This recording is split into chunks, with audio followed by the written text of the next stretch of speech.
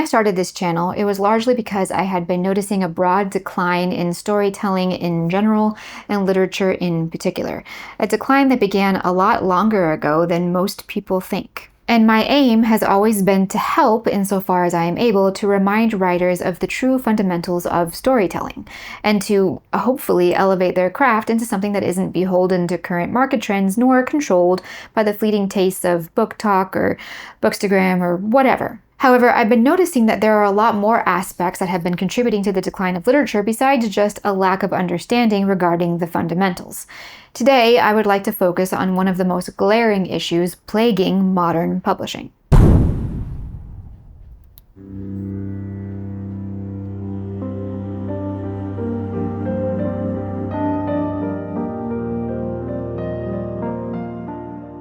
Something you hear a lot is that women have come to dominate the literary world more and more.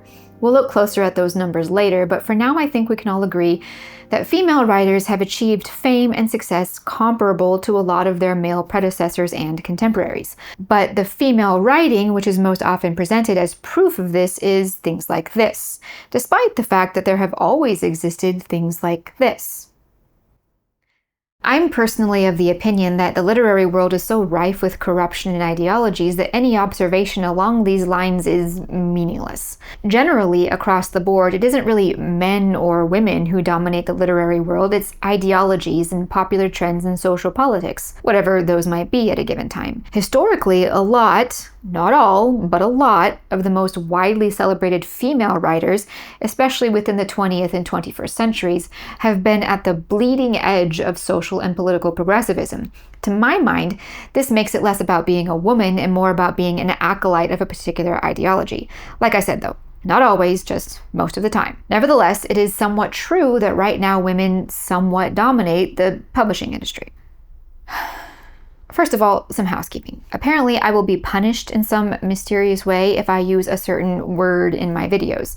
This word has 4 letters, starts with a P, ends with an N, and there's also an O and an R in there too. So for the course of this video, I'll have to refer to it differently. I'm going to use adult entertainment or adult videos or explicit videos, I don't know. None of these words quite have the same meaning, but you and I both know what we're talking about here, so let's just make do. Alright, to start with, let's just push aside any conversation about taste. This is not going to be a video about what I like or don't like to read. What I am offering you in this video is not my opinion or my reading preference, it is facts. And the first thing we need to establish is that all this so-called romance fiction and most, if not all, of the current women's literature out there is not women's literature. As a woman, the most common defense I hear for romance fiction, especially the romance fiction that is so prevalent today, is that it is literature for women.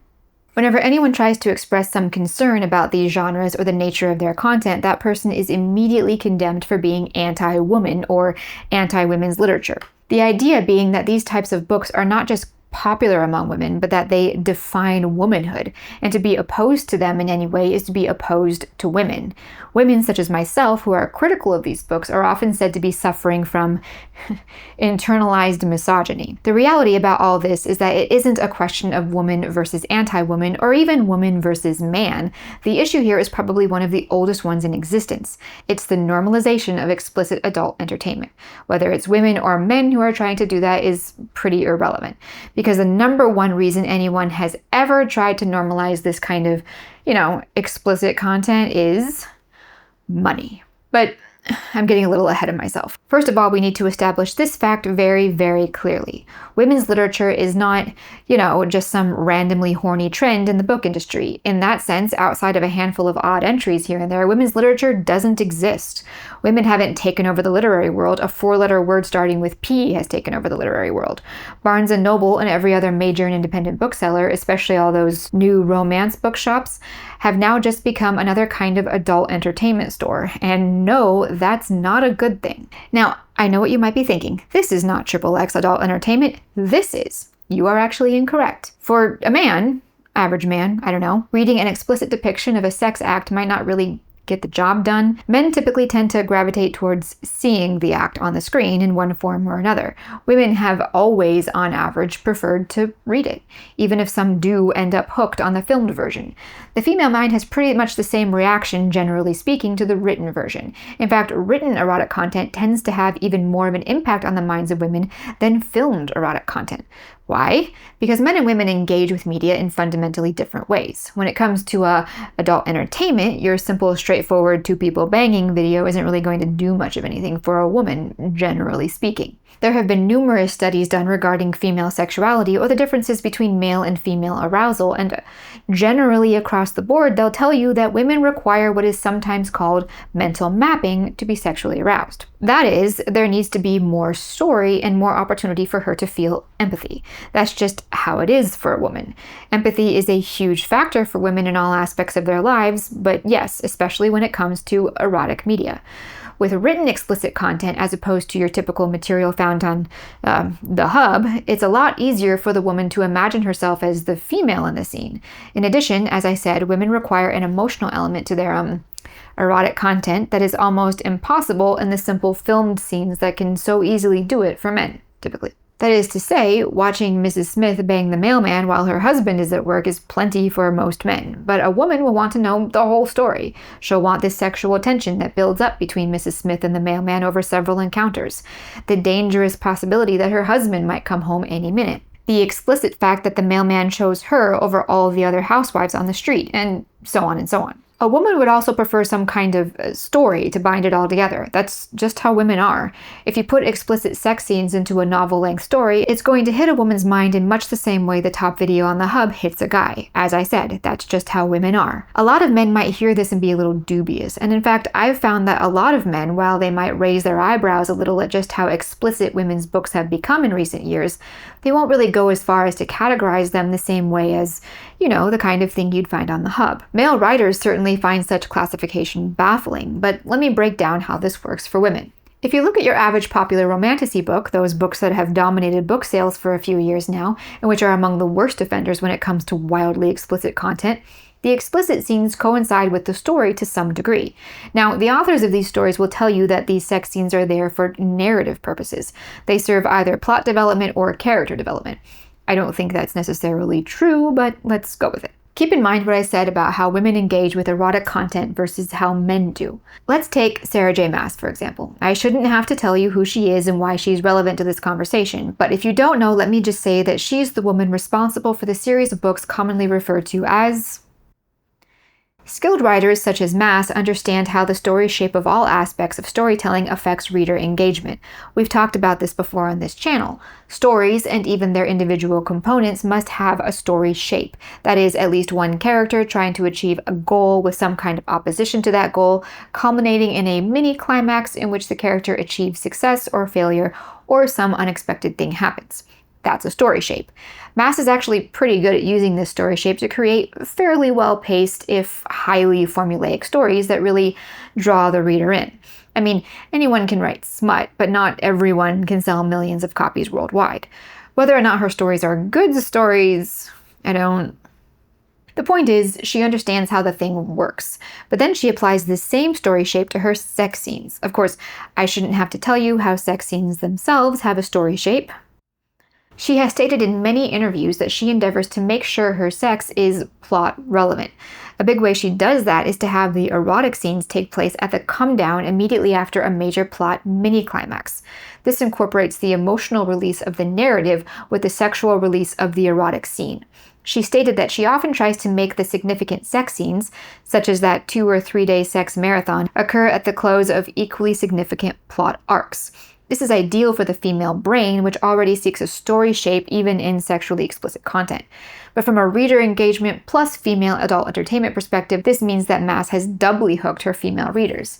The story and the extremely explicit content have become inextricably linked, and the explicit aspects have been delivered via the story in precisely the most ideal way necessary to capture the infatuation of the female reader. Another interesting thing to note, if you're not yet sold on the fact that all of this so-called women's lit is little more than four-letter word starts with P, have a look at how much women's fiction has become subject to categorization norms that you don't see outside like the hub or fan fiction, which has become just another form of debauched adult entertainment. Sure, yeah, okay, fan fiction that isn't smut does theoretically exist, I guess, but that's like saying there are non-explicit OnlyFans creators. Within those spheres, the common term used for this categorization is a narrative one or even a literary one. Trope. People talk about tropes all the time. Tropes are fine. There's nothing wrong with them. They're a common tool for literary analysis. A little reductive, a little ridiculously overutilized, but benign in themselves. But the important factor to note here is this. When it comes to women's arousal, they need far more specific things than men do. So a woman's sexual entertainment taste will always be 1,000 times more specific than a man's. So when a woman seeks out a new book, she'll look for specific cocktails of tropes for that thing she needs to feed her specific hungers. Or, I guess, thirsts. A quick perusal of the book recommendation section of the romance books subreddit will destroy any remaining illusions you might have had that these books are about anything other than sexual arousal. Just take a moment and look at some of these. Can you honestly say that this attitude towards women's fiction has to do with anything other than sex? I spent a little time while I was researching this subject talking to women and reading the accounts of women who were struggling with the addiction to hardcore content. A solid 90 to 95% of them started with erotic fiction, or smut, as they often called it, and fan fiction. A few stated that they didn't really ever get into videos, often because videos couldn't feed their precise needs. Several mentioned that they had quit the video content only to fall back on erotic fiction, and had happily arrived at the realization that there was functionally no difference between the two. I read an account from one woman who noted that she preferred written smut because within books and fan fiction she was able to find things that would have been illegal in video form. So that's nice. I learned too that there was a worryingly large subset of these women, some as young as 17, whose tastes became so depraved so quickly that they were now suffering from something called POCD. I'll let you look that one up yourself. Several women and teenagers remarked that they wished they had never started reading erotic fiction when they were younger, as they believed it had destroyed their lives. The thing is, just as with people's tastes in hardcore video subgenres, these tastes, these hungers, will intensify over time. The same mechanic is at play as you see in men who have to constantly seek harder and harder filmed content in order to even be aroused. For that reason, more and more women's fiction has been including very, very dark material, be it disturbing age gaps, torture, abuse, even rape. Women don't start out wanting rape fantasy fiction. That's something that happens over time as they become desensitized to more mainstream content. I don't know how many videos and reviews I've seen by very young teenage girls who say the explicit sex in Sarah J. Maas's books is very mediocre and vanilla. That would be because they're already desensitized and crave harder content. Honestly though, by now I should have convinced you that these books are merely mass-produced hardcore adult entertainment and that their readership consumes them in much the same way one would consume any other form of, four-letter word starts with P, and that the result of that consumption, especially on a large enough scale and on a long enough timeline, is pretty much the same as any other form of hardcore entertainment addiction. So let's move on. Now, let's assume that you can get someone to concede that, yes, this is all, a written form of the same kind of crap you'd find on the hub. At that point, what happens is someone will insist that this is somehow the ethical type of adult entertainment. We'll get to that. Or they'll start trying to argue that this kind of written explicit content has positive effects. I've heard all these arguments. I've heard people say that the heavy amount of sex in these books creates some kind of sex-positive environment for female empowerment. I've heard people say that books like these increase readers' empathy. I've also, as I've said, been told that objecting to literature like this is inherently anti-women. First of all, let's talk about empathy and the chemical reaction romance novels have on the female brain. There are so few studies that have been done on adult films' impact on women, and almost zero studies that have been done on erotic literature's impact on women. This is one of the most criminally understudied areas in human existence. Something I hear all the time is that romance novels increase the reader's empathy. I doubt it's that simple, but let's say it is. Women are empathetic by default. That is not something that romance literature gives women. It heightens it, certainly, but as in all emotions, a heightened state of anything is usually very bad. Heightened empathy reduces a person's logical response and cognitive reasoning. It makes it difficult to regulate the emotional response with reason. Heightened states of empathy have been found to contribute to pain, depression, anxiety, emotional overinvolvement, burnout, vicarious trauma, and post-traumatic stress disorder. I mean, right out of the gate, the fact that romance books heighten empathy in readers is proof that despite the intentions of the writers, these books arouse readers, whether they want to be aroused or not, which is an unsettling thought all by itself. So, imagine you're a young woman and you're reading a steamy romance in which the main female character is being mistreated in some way by the male character, and this female character feels arousal at this mistreatment. Written well, this arousal on the part of the female character will trigger empathetic arousal in the female reader. A young, inexperienced woman will then be troubled trying to understand why she's feeling aroused by what is borderline abusive behavior. However, the story will continue in this vein until the man and woman are living happily ever after. The moment of joy at the end is the emotional climax that is essential for a woman to fully enjoy an erotic romance. And no, I'm not saying women are super weak or something like that, but I think we can all agree that strong emotions are exhausting no matter who you are, and women are more prone to feel emotions strongly. An empathetic response to a romance book will result in an emotional roller coaster designed specifically to ensnare the tastes of women in such a way that their emotional involvement in a story will tend to be more intensive than a man's on average. Add to that the sexual infatuation triggered by the addictive erotic release of the extremely explicit scenes, which also takes a toll on the mind whether you enjoy these scenes or not, especially if you do. I don't really understand why more people aren't aware of how intensely bad these books are for women's minds.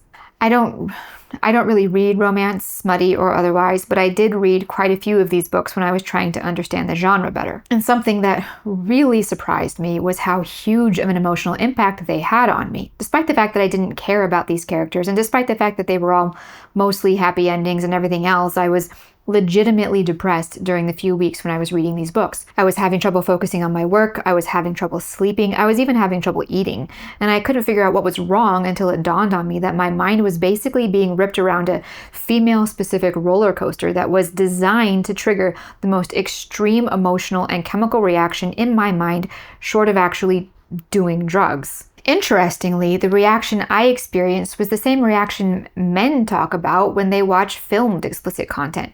The depression, the difficulty focusing, the lethargy.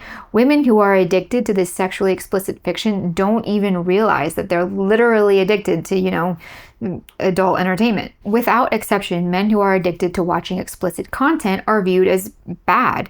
I shouldn't have to tell anyone watching this video how bad that is for the mind. It just happens that all the language surrounding this accepted fact says men's minds, how bad it is for men, how much damage it does to men. There have been countless studies done on the negative impact watching this stuff has on men's physical health and mental health, on their relationships, friendships, professional lives, and on their character. But basically 0 such studies have been done on women. Part of this is because most researchers won't acknowledge that women's addiction to erotic fiction is in any way comparable to a man's addiction to filmed erotic media. Part of it is because there's so much feminist armor packed around women's erotica that even if a woman were to watch the hub 10 hours a day, she would still somehow be protected by the fact that she's empowering herself or, exploring her sexuality. For social political reasons, most people won't touch that with a 10-foot pole. When it comes to men, this kind of content is known to have an enormous negative impact on their daily lives. Therefore, there are countless resources out there to help men kick that habit and restore sanity to their lives. There's also a lot of shame among men. Men will mock other men for their addiction to this stuff. But for women, nothing. There are no resources to help women kick their addiction to erotic literature, at least none that I could find, and any woman who feels shame when reading this stuff is said to be suffering from internalized misogyny and is advised to focus on overcoming the stigma by, reading more of these books. Other women will help her in this endeavor. To this end, there are romance book clubs with completely expected names in which the pursuit of women's fiction can be enjoyed without shame. I read one account from a young woman who said that when she realized she was addicted, she sought help from a therapist who treated the matter as if it was nothing serious at all. No different from a chocolate addiction. Appreciation of erotic literature is presented to women as female empowerment, and whatever various other hot words are part of the current feminist lexicon. If a woman were to express discomfort with the proliferation and increasing intensity of sexually explicit material in women's fiction, she is painted as an enemy, a prude, or, my personal favorite, a slave to the patriarchy. They'll say it allows women to explore their sexuality in a safe space. I'm pretty sure you could also say that men on the hub are exploring their sexuality in a safe space. I don't know. To which women will often argue, well, that kind of content, the stuff on the hub, is unethical. But that erotic literature, if they even concede that it's the same kind of content, is somehow ethical, meaning that, I'm assuming, no actors or actresses were harmed in its making. Be that as it may, the making of the explicit content is a separate issue from its consumption. I'm sure you could find an ethical and environmentally friendly way to make heroin, wouldn't make it a good thing for me to consume it. A lot of people these days talk about how social bias prevented women from enjoying romance literature. Well, now the social moral landscape has shifted again. If you're a woman and you're not a proud champion of smut, then you're the enemy of women. In general, though, I think the so-called social bias surrounding romance novels isn't much different from the bias surrounding all commercial fiction. I also don't think that's done that much to stop women from mass-consuming romance novels. Champions of romance novels will present the acceptance of smut as crucial to female empowerment and independence. This is categorically false, and in fact, I think I've shown how the opposite is true. But women will nevertheless be banished from female society by other women if they dare to disagree. Men, typically, who watch hardcore stuff or who are addicted to it are ashamed of it. Women who are addicted to reading, as they call it, smut, are supposed to be proud of it. None of these women will allow any talk of shame. But here's the thing. Shame is not a bad thing. Shame is how our brains tell us we're doing something that will harm us. If we feel shame eating that fourth slice of triple chocolate cake in one sitting, that's our brain telling us that this is bad for our health. If we feel shame because we haven't exercised in over 6 months, that's our brain telling us that we need physical exercise of some kind. If we feel shame when we take in hardcore explicit material, that's our brain telling us that this is going to harm us in some way and we need to stop. This is our brain trying to save us. Eventually, anyone can be desensitized to shame, but the effort to desensitize women to shame has been a lot more intensive than it has been for men, because historically, women have led the charge against indecent or sexually explicit material. So shame in women cuts into hardcore film producers and women's lit publishers' bottom line. Removing shame from women's minds doesn't just prevent them from bullying hardcore erotica production out of the mainstream, it mobilizes 50% of the spending force of the book market to obsessively consume something that is dangerously addictive. This is a huge reason why it's becoming increasingly common for harder and harder content in books to be made available to a younger and younger audience, especially a young female audience. You see incredibly steamy makeout scenes in books marketed to 12-year-old girls. Caraval, for example, has 2 prolonged passages that read like weird hand fetish scenes. This isn't some kind of accidental slip of the pen. This is intentional. Famously, Sarah J. Maas only allowed her book to be marketed to a YA audience if they didn't cut out any of the explicit material. Slap a feminist female empowerment sticker on the thing and you've got social moral armor no one is willing to touch, not even other women. Something I hear a lot is that this is all the result of women taking over literature. I definitely see the point, but I was curious if that was true, so I, took to the internet. The percentage of female authors as of 2019, which was the most recent number I could find, any further statistics were likely behind this mother of all paygates, was 50.5%, which was also fairly steady from 2010 to 2019. The percentage of female editors as of 2021 was 67%. Funnily enough, that's not that big of an increase from 2010 when the number was 64%. The percentage of female literary agents as of 2021 was 58%, which is actually a decline from 2010 when the number was 64%. So that's people. Now, what about the books that are actually being read? Let's look at the New York Times bestseller list for the last 4.5 years. In 2020, out of 34 best-selling authors, 16 were women. In 2021, 21 out of 37 were women. In 2022, 12 out of 22 were women. In 2023, 11 out of 24. In 2024, 17 out of 32. And so far, in 2025, it's been about 8 out of 13. The point of all these numbers is to say that statistically women don't dominate the literary world. That said, in many ways, the numbers here don't quite represent the reality. No matter what the numbers say for bestsellers, if you actually look at the list, you can see that romance, especially smutty romance and romantasy, dominate huge blocks of the calendar. And a lot of these female writers have female agents. And obviously, readers of these books will be predominantly female. So women might not quite statistically dominate the literary world, but the literary world nevertheless seems to have taken a very particular female leaning. I take issue with my own phrasing here a little. I would say that there are definitely other types of female writers working today, but the idea that this is somehow an example of typically female writing or a typically female writer is something I find incredibly frustrating and just a little bit insulting. But here's the thing. This fact, the fact that women dominate the literary industry, is not what created this problem. This problem has existed for a long time. What problem am I talking about? Call it what you want, but let's just say it's the widespread and constantly increasing reliance on explicitly sexual content to sell books, at least in part. You know, this novel is seductive and compelling, or a meditation on the erotic, or an erotic black comedy, or a tour de force of erotic realism, or a book in which seduction beats suspense. And these are not recent books. Some of these were published over 20 or 30 years ago. It's there visually too, like the naked woman on the cover of Jaws, this cover of Windmills of the Gods, or the old pulpy covers of sword and sorcery paperbacks. The thing is, a lot of these books that had these blurbs and these terrible covers usually had very limited sex in the books. And when it did appear, it kind of just came out of nowhere. The reality is, however, that no matter what the writers thought, the publishers knew that a little sprinkling of sex would let them mention it in the publicity, and that would boost sales. After a few generations cycle through this system, using sex to sell an otherwise mediocre or even terrible book is not even something that's questioned. For that matter, using sex to sell an excellent book isn't even questioned. Eventually, you reach a point where sex is the main point of the book. What I'm trying to say here is that the current year situation did not arise entirely out of thin air. Like, the second women started to dominate literature, everything became smut. I would concede that everything has become women-centric smut, or you could say smut written for women by women. But this issue, this almost virulent proliferation of smut, as it were, in literature has been a thing for a long time. The main difference is that previously some books were written by men and some by women. On top of that, the overall quality used to be higher, so the sex didn't really stand out, nor were the publishers leaning as heavily on the explicit content to sell the books, given that the books and the authors were generally of a higher quality in and of themselves. I can't read the minds of the women who wrote articles like these ones, but I'd guess that a major complaint a lot of these women really had when it came right down to it was that the sex written by the men didn't really appeal to them. Is the issue that the sex isn't universally appealing? Or is the issue that sex as a selling point for fiction has become one of the most important aspects of the reading experience?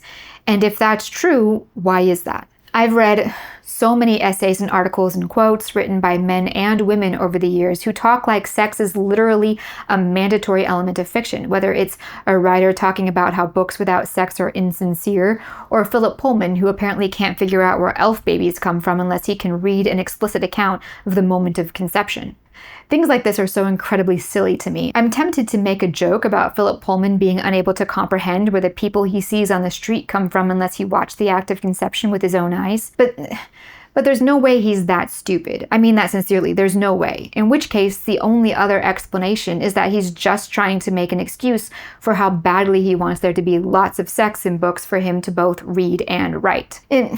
In that sense, one could argue that as ludicrous and worrying as it is that women are becoming so obsessed with the smut in their fiction, at least they're not pretending that they're in it for anything else. So many writers have repeated the same nonsensical argument that because sex is a natural part of the human condition, failing to include it in your novel would make it unrealistic or disingenuous.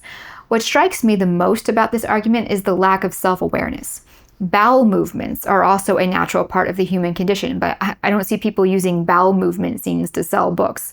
I also don't see that many bowel movements in Romantasy. For that matter, childbirth is also a natural part of the human condition, and while that's a bit more likely to make it into a novel than a bowel movement, it also doesn't get championed the way sex does. Gosh, I wonder why that is. Listen, I'm not saying sex is bad and you can't put it in your book. I don't really care. What I am saying is that this ludicrous argument that books without sex are somehow bad is intolerably false. These people fail to recognize that they just sound like a writer or a reader who's mad because they didn't get to read a super poetic description of boobs in this spy thriller. I'm sorry, but it just comes across like that guy who's mad because there are too many articles in this month's Playboy. Or that fangirl who's upset because her favorite idol's outfit didn't reveal enough leg. Like, at a certain point, you've got to stop and ask yourself, wait, why is the sex scene so important to me? Why does it matter how round this random female character's boobs are? Why does this author feel the need to describe what this guy's hands taste like? If you put so much emphasis on using sex to sell books, then a huge chunk of people who buy the books will expect sex. Every time the cycle repeats, the amount of sex increases and the level of quality decreases. If this cycle repeats enough times, everyone stops noticing how important the sex has become to the whole process. They also stop noticing how low the overall quality of the books has become. If the reader is expecting a little sex, then the publishers can add a little more to make the book stand out from the crowd, and so on until we get to... and so on. But I mean, sex has become increasingly centric in literature for the last century, going as far back as the likes of Lady Chatterley's Lover and James Joyce's Ulysses, and even farther back to Fanny Hill, and let's not forget our boy the Marquis. Of course, these older examples tended to get themselves a tiny bit banned. While Lady Chatterley's Lover and Ulysses both tried to make some kind of ironically righteous First Amendment case for erotica being a super important form of art or whatever. But again, who do you suppose benefited from the legalization of explicit content in books? Human society or publishers? The debate about whether or not wildly explicit material is protected by the American First Amendment has been renewed in recent years, but I do find it interesting that those who argue the strongest for it are making a shocking amount of money. The main issue I'm trying to make here is twofold. One, sex on the level we see in books like this and this has actually been normal for a long time, not just in bodice rippers, but in highbrow award-winning literature. So much so that when this issue took off and I started seeing people everywhere complaining, or at least expressing alarm at Romantasy, while I didn't disagree, I completely agree, I was still pretty surprised. Hadn't we, as a reading society, decided decades ago that we were all apparently perfectly fine with insane amounts of sexual obsession in our fiction? I'm pretty sure we had. The second issue I want to mention is that even though the female aspect of this whole thing has a very distinctive look to it, men have also been writing piles of smut-esque literature for just as long. As I said at the beginning, I don't find this to be a women in literature problem. I look at this as a smut in literature problem, for lack of a better term. I think it's worth noting that highbrow literature has always had more sex in it, while commercial fiction has tended to have less. I think a big reason that this has become such a major issue that so many people are noticing is that the commercial fiction is now just as smutty and explicit as highbrow literature has been for a long time. The other day, I was reading a book by Paul Auster. This guy is a novelist, one of the respected literary giants of his generation, legitimately a good writer, or I should say, a good put-together of words and sentences, if you will. Not 20 pages into this book and his character was constantly examining his genitals. He was imagining what any random woman looked like naked the minute he met her, and every character, male and female, had to make sure their sexual habits and tastes were on the page within the course of the first meeting. This is the kind of thing that was much more common in books, especially literary fiction written by men, something you could almost call ambient explicitness, or even sometimes ambient perversion. It was there always on almost every page, no matter what the book was about. I personally find this kind of writing tasteless and baffling, but I do think that we as a society became desensitized to it. Now, women reading explicit fiction or fiction with extremely explicit elements are also becoming increasingly desensitized. That's why you can look up things like spice meters. Do you want a book to, read one-handed? Or do you just want to read a story? Well, the spice is going to be there regardless, but here you can at least gauge the quantity based on the specific level of desensitization you've reached. Men have been putting tasteless and excessive sex in books for a long time. Just because women are the ones writing it doesn't mean it's not also tasteless. And it also doesn't mean that many male writers aren't just as obsessed with sex. I didn't really like the books I read in school because there was never any magic, but there was really not enough kissing for me. I'm saying, where are the giant snakes? Where are the scantily clad women? Anyone who has tried to read a book off the shelf in Barnes & Noble in the last 5 years does not need to be told that the quality of Western literature is in decline. This is true across the board, and there are a million factors that have contributed to this, but like it or not, sex is one of them. The more you let sex sell the story, the less concerned you'll be with the quality of the story. Sex sells, as we all know. It sells so well that if you want, you can ignore most everything else. The bodice rippers of the past and the romantasy genre now, and their shocking success, has proven that. If the sex is explicit enough, tantalizing enough, controversial enough, nothing else matters. If you put a stack of books on the table and tell people the ones with the purple covers have lots of sex, the unfortunate reality is that those are the ones that will sell out first. The industry knows this. It's hard work to find good writers. It's hard work to write a good novel. Hard work to edit it well and then market it. Putting really explicit sex in the book means that the story doesn't have to be that great. It means you can cut all the other corners. It means people won't really be paying attention to the prose or the grammar. It means that all you'll have to do is slap a blurb on the cover that says something like, "Summer's steamiest read," and you're golden. Although, of course, because of the nature of human beings' interaction with explicit content, the sex you put in your stories in order to sell them will necessarily have to be more and more extreme. Of course, this doesn't mean that every book that has ever had explicit sex in it has been otherwise bad. Quite the contrary. Sex often seems to have been shoehorned into otherwise good books. But one does wonder if all this literarily acceptable sex perhaps paved the way for a world of this and this and this. Is smut only reprehensible if it's badly written? Is it only reprehensible if it's on the bestseller list? Or is all this a symptom of a much, much larger social disease that has been degrading our culture for a very, very long time? The reality is that sex is 100% optional. And even then, there are times when the story might benefit from skipping the sex. And also, this bears repeating, there's literally never a good enough plot reason to describe every single action, motion, and sensation of a sex scene. There just isn't. Does that mean all sex in fiction is bad? No, of course not. Does that mean that all books that have sex in them are bad? Again, of course not. But unlike some authors who seem to believe that a book can't exist without explicit content, I am of the mind that certain things are better handled with restraint. As I said before, the largest group of people who have worked so tirelessly to normalize the consumption of erotic media are people whose sole motivation is profit. They do not care about female empowerment. They don't even care about female health. They just care about female money. So I think it might be time for females to wake up. But while women are waking up, maybe it wouldn't be the worst thing for the gents to also take stock. I hesitate to tell people what to do to fix this. It's easy to talk about the problem. Well, maybe not easy, but not difficult in the same way. You know that old thing that was everywhere a few years ago? You know, you have two wolves fighting inside you and the one that wins is the one that you feed. We all have so much inside us, impulses to good and to bad, pulls to be selfish, pulls to be courageous or deviant or compassionate or lazy. And whatever we feed day to day is what we become. If we feed the impulse to obsess over sex, that's what we will become. And on a long enough timeline, we'll become a perverted sex addict. The same goes for society. Maybe things in literature are the way they are because we've been feeding perversion for too long. Now there are no other strong hungers, no hunger for powerful storytelling, for aspirational heroes, for nuanced characters, beautiful prose, and so on. It's like society has become the monkey that pushes the pleasure button instead of the food button until it dies. Maybe we should consider starving that particular hunger and see what happens. As always, thank you so much for watching.